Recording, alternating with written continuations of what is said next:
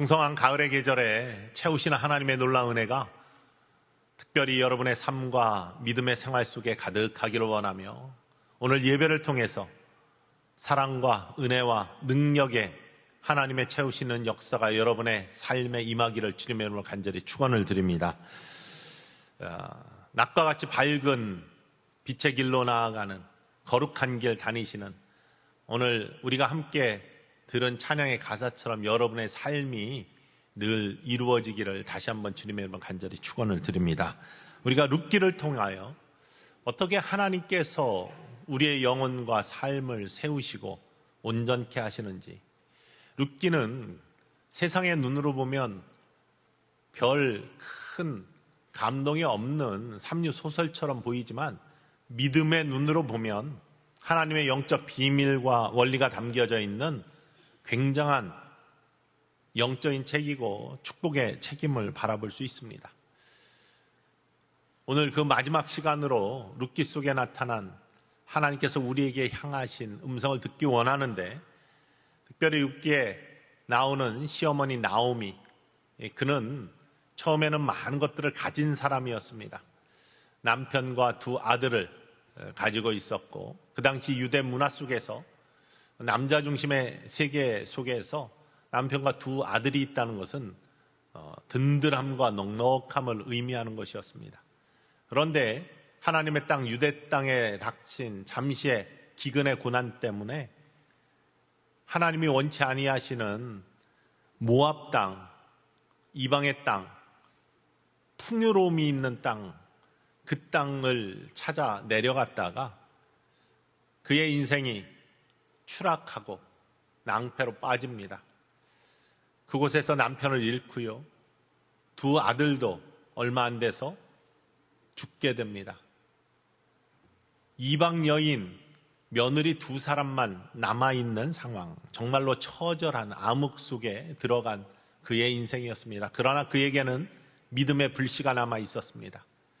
다시금 하나님을 바라보고 하나님의 거룩한 땅, 유대 땅을 바라볼 수 있는 믿음의 불씨가 남아 있었던 나오미는 그의 눈을 돌렸습니다. 하나님께 돌렸고요, 그의 발걸음을 돌렸습니다. 결단을 했습니다.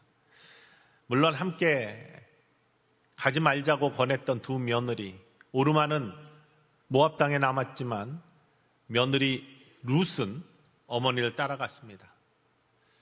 그가 믿음의 눈을 하나님께 돌리고 다시금 하나님을 믿는 굳센 믿음 속에 있었다는 증거는 룻이 나 함께 안 갔으면 좋겠다, 내 인생을 찾아가라 라고 나오미가 룻에게, 며느리에게 새로운 인생을 권했을 때 어머니의 하나님이 나의 하나님이고 어머니의 백성이 나의 백성이다, 이렇게 고백하는 대목에서 나오미가 그의 마음속에, 심령 속에 다시금 하나님에 대한 굳건한 믿음과 눈을 하나님께 향했다는 증거를 보여주고 있습니다. 그들이 유대 땅으로 돌아오는, 다시금 발걸음을 돌려서 유대로 올라오는 일은 쉬운 일이 아니었습니다. 하나님을 다시 바라보고 하나님을 믿는다고 해가지고 고난이 거치는 것은 아닙니다. 그들이 다시금 유대 땅에 돌아올 때, 베들레헴으로 돌아올 때 주변에서 얼마나 많은 비난들과 수군거림이 있는지 알 수 없었습니다. 그러나 그것을 견디고 이기면서 하나님을 향한 발걸음을 그치지 않았습니다. 그때 하나님께서는 새로운 길들을 열어주셨죠. 룻이 양식을 구하러 밖으로 나갔을 때 하나님께서는 그 밭을 보아스라는 자의 밭으로 인도해 주셨습니다. 그리고 비어있던 그들의 집에 양식의 채움을 주셨습니다. 한 에바나 되는 22kg나 되는 곡식을, 우리를 가지고 그의 곡간을 채울 수 있는 풍성함을 허락하셨습니다. 뿐만 아니라 보아스의 만남을 통해서 이 나오미 가정, 그들에게 회복의 기회를 줄 수 있는 것은 그들의 권리를 되찾아올 수 있는 기업 물을 자가 그것을 대신 사주는 건데, 보아스는 기업 물을 자의 두 번째 순위에 있는 사람이었거든요. 그런데 하나님의 인도로 보아스가 룻을 만나고 룻이 보아스가 기업 물을 수 있는 자라는 것을 이야기했을 때 보아스도 그것을 알고 있었고,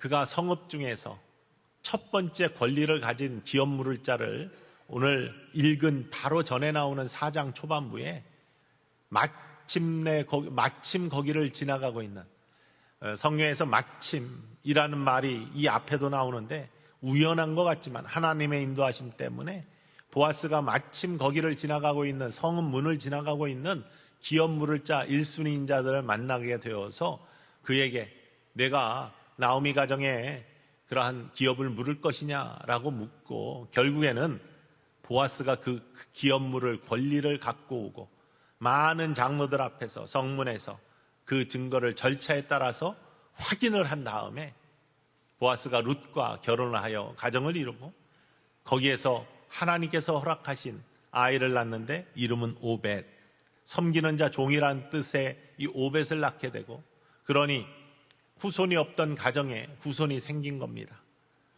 다 무너진 가정이 회복된 겁니다. 그러면서 이 오벳이 이새를 낳고 이새가 다윗을 낳아서 다윗의 할아버지 왕가를 이루는 그러한 귀한 가문으로 다시 서는 모습, 이게 룻기의 모습입니다. 룻기를 통해 우리는 영적인 도전을 받고 영적인 또 모습들을, 우리의 삶을 비춰보는 계기로 삼을 수 있습니다. 여러분의 삶의 위치는 어디입니까? 여러분의 삶은 추락하는 인생입니까? 다시 올라가는 인생입니까? 모압으로 내려가는, 풍요를 쫓아 모압으로 내려가는 인생입니까? 하나님의 거룩한 땅을 향하여 올라가는 인생입니까? 비어져 가는 인생입니까? 아니면 채워져 가는 인생입니까? 룻기는 우리에게 이런 모습을 다시금 바라보라고 우리에게 외치고 있습니다. 나오미하고 룻, 그들의 삶은 처음에는 비어지는 인생이었습니다. 추락하는 인생이었습니다. 특히 나오미는요, 남편이 죽고 아들들이 죽고, 처음에 룻기는 장례식 분위기입니다. 계속해서 비어지는, 추락하는 모습입니다. 집안입니다.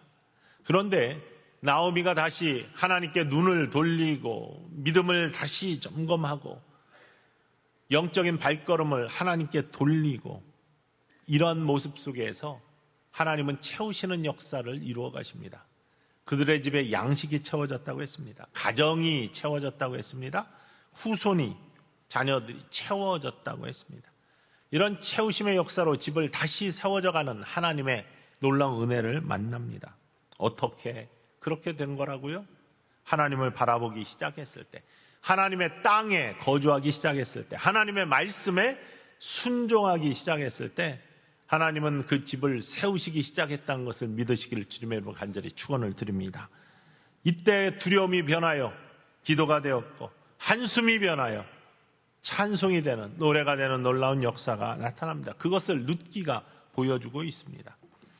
여러분, 믿음의 사람이 되었다고 해서 그 모습이 당장 바로 형통하게 풀리고 은혜 가운데 거하게 되느냐? 그렇지 않습니다.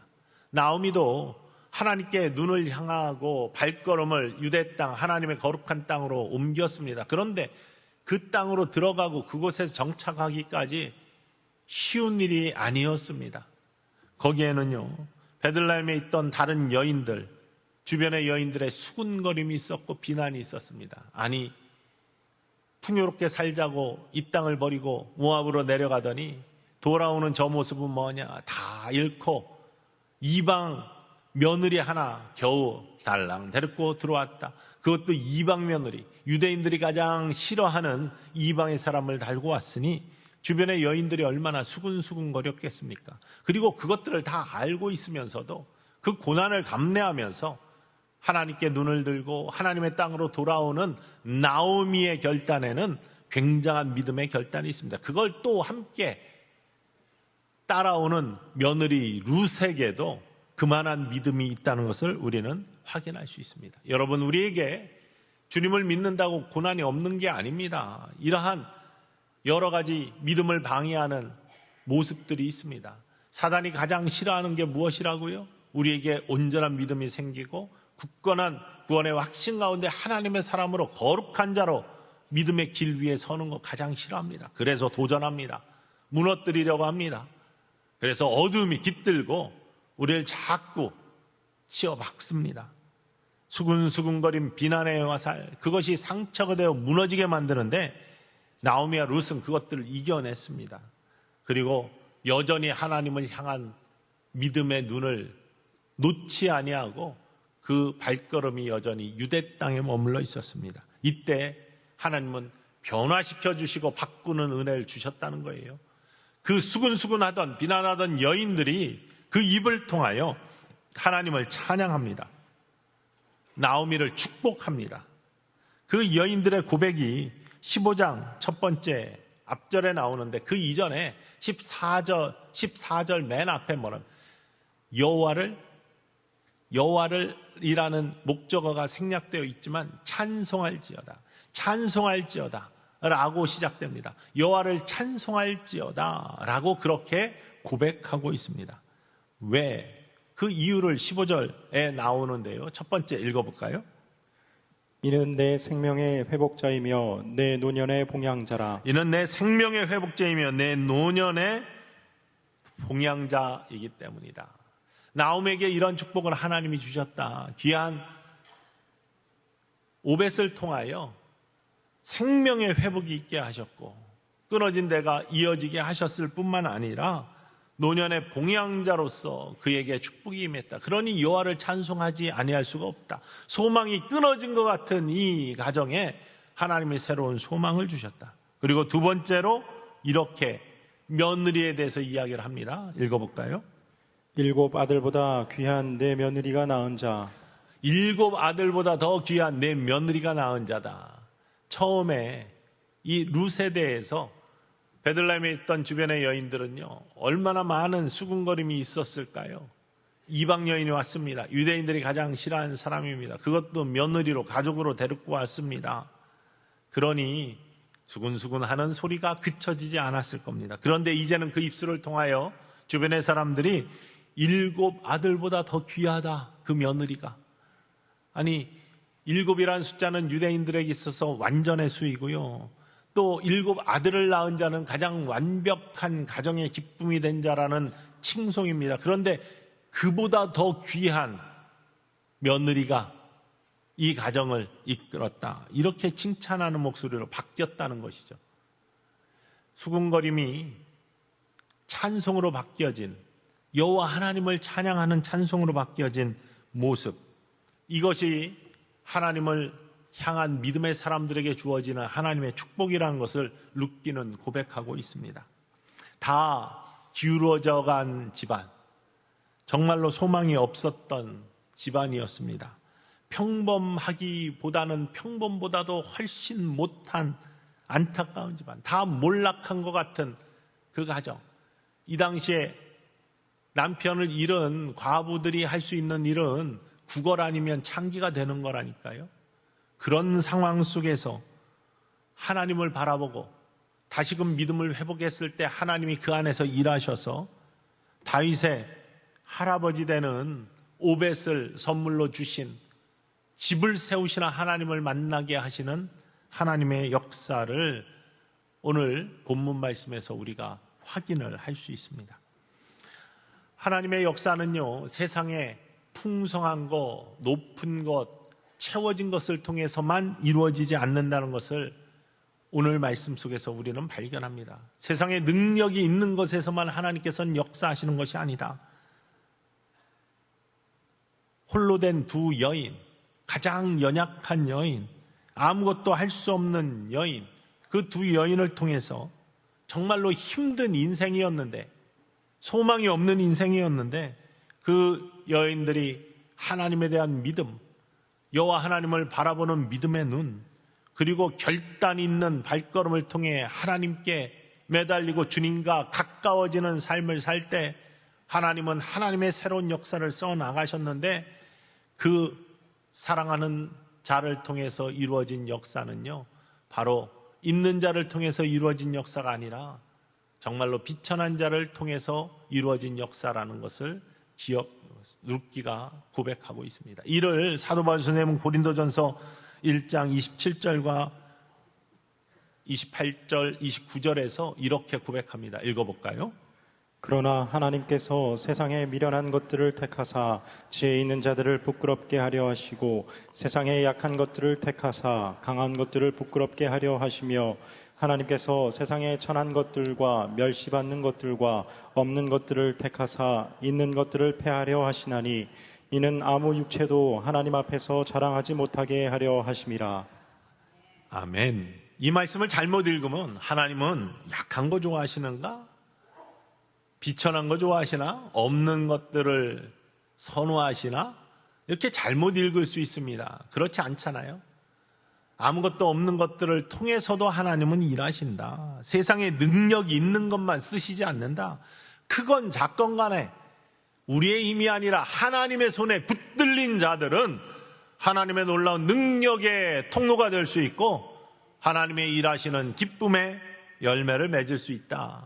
하나님의 말씀대로 하나님께 소망을 둔 자, 바로 그들이 하나님의 쓰임받는 자들이고 축복의 사람이지, 능력이 많다고 해서 세상에 재능이 많다고 해서 쓰임받는 자가 되는 것이 아니다. 아무리 없더라도 비천하더라도 오늘 나오는 나오미와 룻 같더라도 하나님이 쓰시면, 하나님이 주인이 되시면 그 속에서 세워주시고 이루어주시는 하나님의 능력을 만난다. 지혜가 있건 미련하건 간에 하나님께서 그의 주인이 되시고 그를 이끄셔야지만 하나님의 역사를 이루는 열매를 맺는 축복의 삶을 살 수 있다라는 것을 고백하고 있는 것입니다.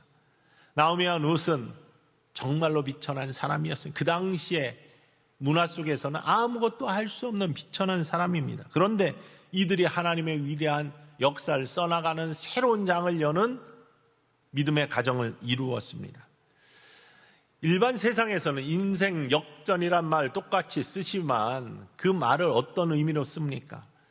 보통 인생 역전했네, 저 친구 인생이 완전히 바뀌었네, 이럴 때 보면은 아무것도 아니었다가 갑자기 이름이 뛰어나게 되거나 그다음 세상 말로 팔자가 바뀌었다라고 하는 것처럼 굉장한 부를 얻었거나 이런 사람들을 인생 역전했다고 합니다. 보통 TV 오디션 프로그램 같은 것 속에서 무명이었다가 갑자기 그 이름이 뛰어나게 되고 사람들의 칭송을 받게 되면 인생 역전했다고 합니다. 그가 재능을 잘 연마하고 닦아가지고 그의 재능들을, 달란트를 잘 드러냈기 때문에 그가 한 만큼 주인이 자기 자신이죠. 스포츠 선수도 마찬가지입니다. 이번 올림픽을 통해서 금메달 딴 선수들 갑자기 유명해지고 TV에 나오고 그런 모양입니다. 그런데 그런 모습 속에 참 인생 금방 바뀌었구나 이렇게 이야기하면서 하는 게 열심히 연마하고 인내하고 참고 운동함으로 말미암아 갑자기 그의 이름이 뛰어나게 확 올라오니까 인생 역전했다고 합니다.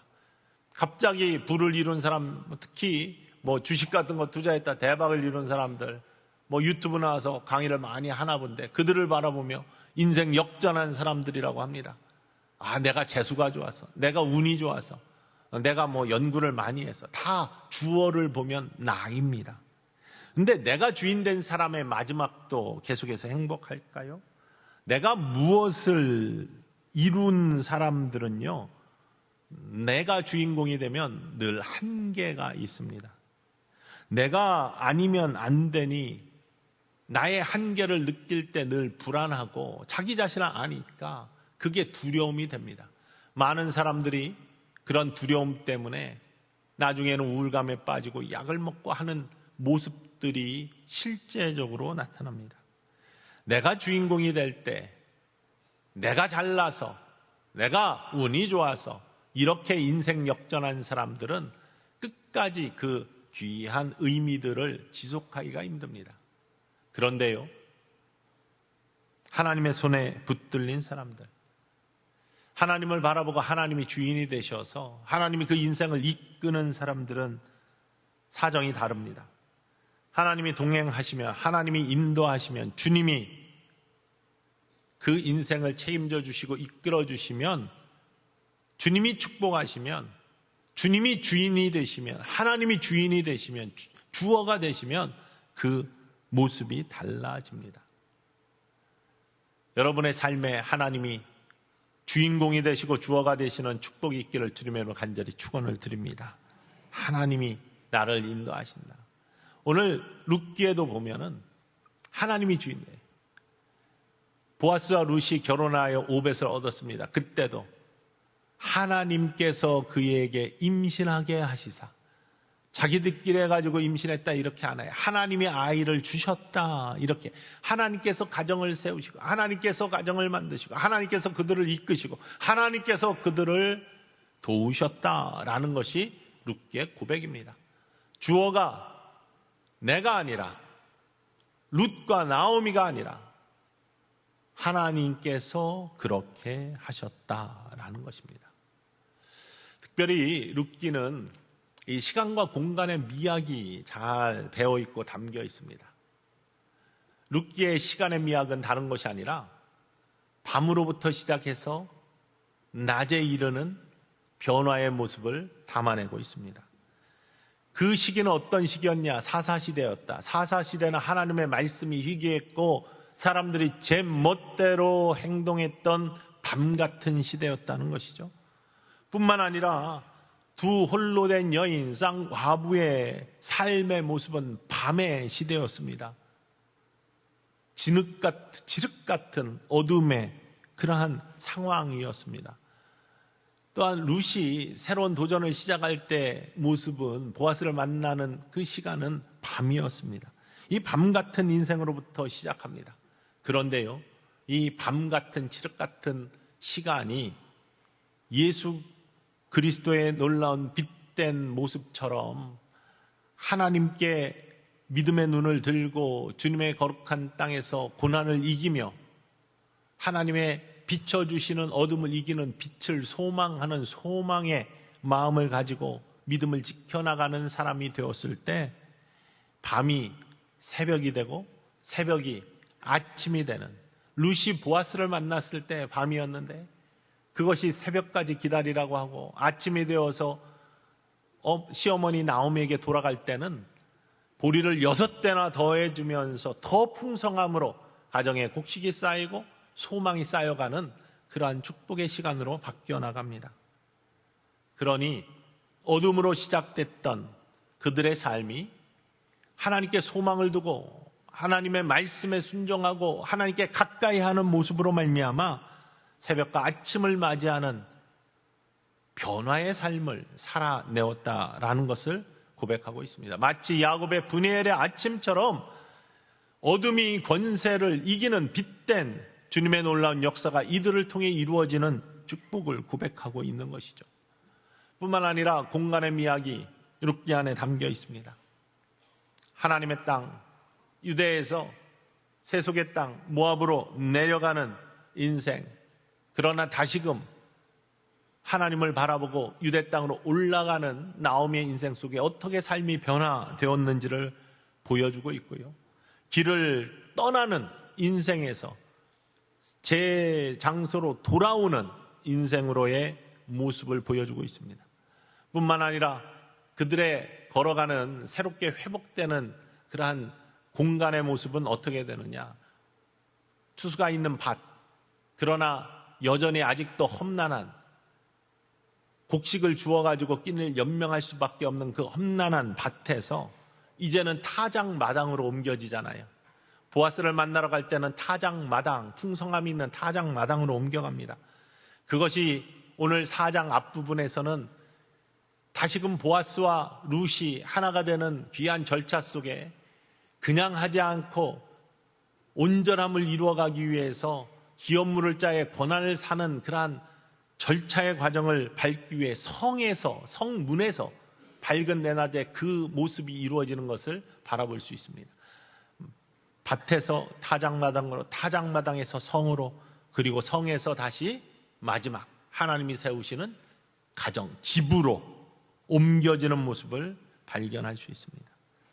하나님께서는 이렇게 최종적으로 집을 세우시는 하나님, 무너졌던 가정을 세우시고 집을 세우시는 하나님, 하나님이 아니고서는 온전히 세워지지 않는 것이 가정이고 집이고 성이고 우리의 삶이다라는 것을 고백하면서 룻기는 우리에게 하나님이 우리의 삶의 중심이 될 때, 주인공이 되실 때, 나를 이끄시는, 도우시는 주인이 될 때 우리의 삶은 복된 삶으로 나아갈 수 있습니다. 세우시는 분이 하나님이십니다 라는 것을 고백합니다. 시편 기자도 시편 127편 1절에서 이런 고백을 하고 있죠. 읽어볼까요? 여호와께서 집을 세우지 아니하시면 세우는 자의 수고가 헛되며 여호와께서 성을 지키지 아니하시면 파수꾼의 깨어있음이 헛되도다. 여호와께서 집을 세우지 아니하시면 세우는 자의 수고가 헛되고, 파수꾼이 아무리 성을 지켜도 하나님께서 성을 지켜주지 아니하시면 파수꾼의 수고가 아무런 도움이 안 된다라는 것을 고백하고 있습니다. 우리는요, 무엇인가 우리가 세우는 줄 알아요. 우리가 잘해서 이루는 줄 압니다. 그러나 교만하지 맙시다. 하나님께서 이루어주지 아니하시면 아무것도 이루어지지 않는다는 것을 말씀 속에서 분명하게 듣고 고백하실 수 있는 저와 여러분 모두 되기를 주님의 이름으로 간절히 축원을 드립니다. 우리 사람들은 계속해서 본성상 죄로 달려갑니다. 그러나 하나님께서는요, 하나님의 언약의 말씀을 지켜주십니다. 약속을 지켜주십니다. 내가 너희를 사랑한다. 내가 너희를 끝까지 사랑한다. 나의 사랑을 세상에 어떤 것도 끊을 수 없다. 그러니 십자가의 보혈의 능력으로 우리를 찾아오셔서 끝까지 우리의 생명을 건져주시기 위해, 우리를 복되게 하시기 위해 우리를 기다려주시고 우리를 사랑해 주시는 하나님. 룻기는 한 가정을 세우시고 한 집을 사우시는 하나님의 모습이 담겨져 있습니다. 그리고 이어지는 것이 오벳의 손자였던 다윗 왕의 이야기가 담겨있는 사무엘상으로 이어집니다. 룻기 다음에 사무엘상이 나오잖아요. 사무엘상은 다른 것이 아니라 다윗의 집을 세우시는 하나님의 이야기가 담겨 있습니다. 인간의 죄보다 더 큰 사랑으로 집을 세우시는 하나님, 바로 그 하나님의 영적인 비밀을 담고 있는 말씀. 아무리 우리의 삶이 지금 어렵고 힘들다 하더라도 여호와 하나님을 바라보는 믿음의 눈이 그쳐지지 아니하고 믿음의 결단이, 발걸음이 그쳐지지 아니한 자에게 우리 하나님께서는 주인이 되어주셔서 여러분의 삶을 세우시는 하나님의 놀라운 역사로 이끄실 줄 믿으시는 이 아침 되기를 주님의 이름으로 간절히 축원을 드립니다. 김문훈 목사님, 유명하신 목사님이죠. 그의 간증에 이런 글이 나옵니다. 읽어볼까요? 은혜 받기 전 나는 내 과거 환경과 성격에 불만이 많았다. 그러나 은혜를 받은 후에는 태어난 고향과 성장 과정에 감사했다. 일찍 하나님 아버지를 발견하고 하나님이 언제나 어디서나 내 우편에서 그늘이 되시고 하나님 밑에서 독수리 날개치듯 자생력을 구비할 수 있었음이 복임을 깨달은 것이다. 믿음의 사람은 고난이 올 때 문제 앞에서 강력한 필터 기능과 영적 재해석 기능으로 말씀의 리트머스 시험지를 통과해야 한다. 가난하고 창피한 일이나 남달리 눈물 흘리며 서러웠던 일을 견디면 그 인내를 통해 변화가 온다. 믿음의 사람은 어려운 시절을 축복의 계절로 재해석하고 리모델링되는 기간으로 받아들인다. 어려움과 고난의 세월이 형통으로 이어질 것을 믿을 때 역전의 하나님을 경험하는 복이 임한다. 아멘. 믿음의 사람은 고난이 올 때 고난 앞에서 어떻게 해야 되는가? 강력한 필터 기능과 영적 재해석 기능으로 말씀의 리트머스 시험지를 통과해야 된다라는 말씀이 참 마음에 와닿습니다. 우리들은 믿음의 길을 가면서도 나오미와 룻처럼 고난을 당할 수 있습니다. 수군거림에 임할 수 있습니다. 그러나 하나님께서 우리를 인도하신다는 확고한 믿음 가운데 그 길을 걸어가면 말씀의 리트머스 시험지를 통과하는 우리들의 상황을 말씀 가운데 재해석하고 우리들의 삶이 마치 리모델링 되는 것처럼 하나님께서 우리 안에서 일하시고 새롭게 하신다는, 나를 연단하시고 온전케 하시기 위해서 나를 지금 이끄시고 계시다는 하나님의 손길을 느끼면서 고백하면은, 그것을 통과하면은 반드시 하나님께서는 그 집을 세워주시고 온전케 하시는 은혜 가운데 거하게 하신다는 사실을 믿으시기를 원합니다. 웨슬리 목사님은요, 우리의 믿음의 집은 어떻게 지어지느냐? 든든한 기둥 가운데 세워져야 되는데, 기둥이 든든할수록 큰 집을 지을 수 있는데 그 네 기둥은 다른 게 아니라 하나님 말씀 성경, 그리고 하나님의 놀라운 영적인 체험, 그리고 전통, 특별히 웨슬리 목사님은 동방의 교부들의 마카리수나 이런 분들의 그러한 그리스도의 완전을 향한 그런 고백들, 그 전통, 그리고 하나님의 말씀을 온전히 판단하고 분별하는 이성, 그리고 나의 삶을 그렇게 이끌어갈 수 있는 그러한 도전의 판단, 이 이성, 네 가지 기둥, 이 기둥 가운데 믿음의 집이 세워지니 이를 든든히 해야 된다고 고백합니다. 우리의 개인적인 믿음의 집뿐만 아니라 우리의 가정도, 우리의 교회도 고난 속에서도 이러한 하나님을 바라보는 믿음의 눈과 결단의 발걸음뿐만 아니라 이 기둥들이 든든히 서 있다면 결코 무너지지 않는 새롭게 세워지는 축복의 집이 되어질 것이고, 하나님이 세워주시는 집은 영원한 축복의 집이 될 줄로 믿으시기를 원합니다. 저는 룻기를 읽으면서요, 주변의 사람들이 생각이 나지 않습니까? 그런데 이번에 룻기를 읽으면서는 우리 할머니가 가장 많이 생각이 나더라고요. 한국 전쟁 때 남편을 잃었습니다. 남편을 잃을 때 3남 1녀를 가지고 있었는데 13살이었던 장남과 2살이었던 막내딸, 이렇게 남겨져 있습니다. 정말 인생의 가장 처참한 시기, 가장 밑바닥까지 떨어져서 꽤 괜찮은 가정이었는데 물질도 다 날아가고 전쟁통에 남편도 잃고 이제 아무것도 남지 않은 가장 밑바닥까지 떨어진 끼니를 걱정해야 되는, 그래서 행상을 하면서 자녀들에게 어떻게 해서든 밥을 먹이려고 했던 처절한 순간부터 시작되었는데, 그 어두운 밤과 같은 칠흑 같은 인생 속에서 만주에서 교회학교 잠시 경험했던 복음이 생각나고 교회 십자가가 눈에 들어왔습니다. 주변 이웃의 권유로 교회를 나가기 시작했어요. 아이들을 어떻게 하면 이 어둠 속에서도 바르게 키울 수 있을까라는 한 가지 소망 때문에 교회 나갔는데 예수님을 만났습니다. 구주로 영접을 했습니다. 주님께 소망을 두었습니다. 주인이 주님이 되셨습니다. 그리고 하나님을 바라보는 인생으로 바뀌었을 때 하나님께서는 그 안에서 일하시기 시작했습니다. 고난이 사라진 게 아닙니다. 수많은 고난들이 그 앞에 있었습니다. 그러나 견디고 이기며 믿음으로 참고 이겨낸 인생 속에 내 자녀들이 풍성한 하나님의 은혜의 삶을 살 수 있게 되었고요, 다 믿음의 사람들로 서게 되었습니다. 저희 할머니가 늘 어렸을 때 불러주시던, 옆에 있으면 언제나 그냥 저에게 부르는 게 아니라 본인의 고백처럼 늘 부르시던 찬송은 제 귀에서 언제나 떠나지 않았습니다. 태산을 넘어 험곡에 가도 빛 가운데로 걸어가면 주께서 항상 지키시기로 약속한 말씀 변치 않네. 내 주를 가까이 하게 함은 십자가 짐 같은 고생이나, 가까이 하기 힘들, 삶이 고단하, 그럴 때 늘 부르셨던 찬송이었습니다.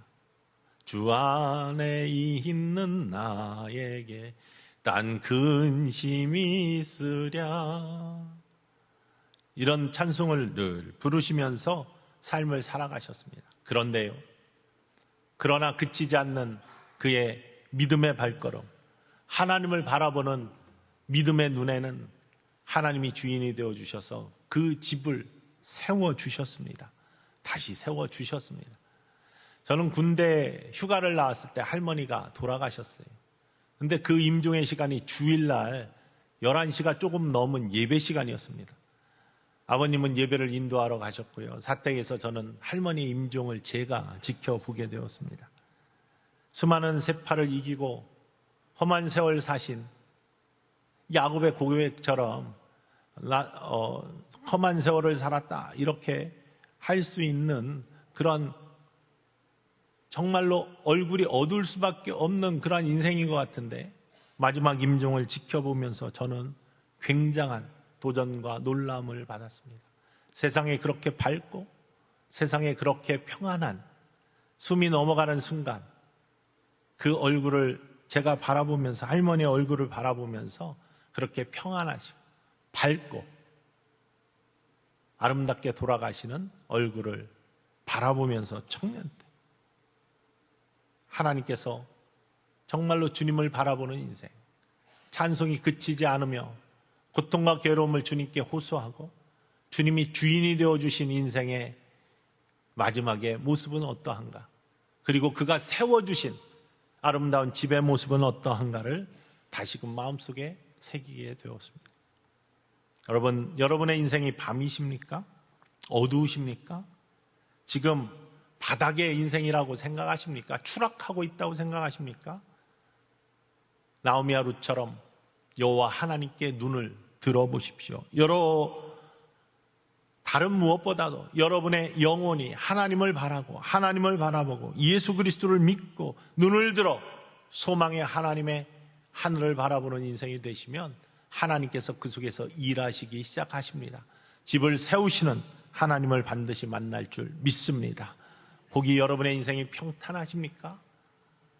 아름답게 나아가십니까? 교만하지 마시고 나의 주인 되신 하나님께서 나를 이끌어 주셔 여기까지 왔으니 앞으로도 나의 삶을 인도해 주십시오 라고 감사하며 여호와 하나님을 여전히 바라보는 믿음의 눈을 놓지 아니하시는 축복의 사람들 모두 되실 때 하나님께서 룻기에서 우리에게 보여주시는 추락하는 것이 아니라 내려가는 것이 아니라 비어지는 것이 아니라 올라가는 인생, 독수리의 날개치며 올라가는 회복되는 인생, 솟구치는 인생, 채워지는 인생으로 여러분의 집을 세워주시기를 주님의 이름으로 간절히 축원을 드립니다.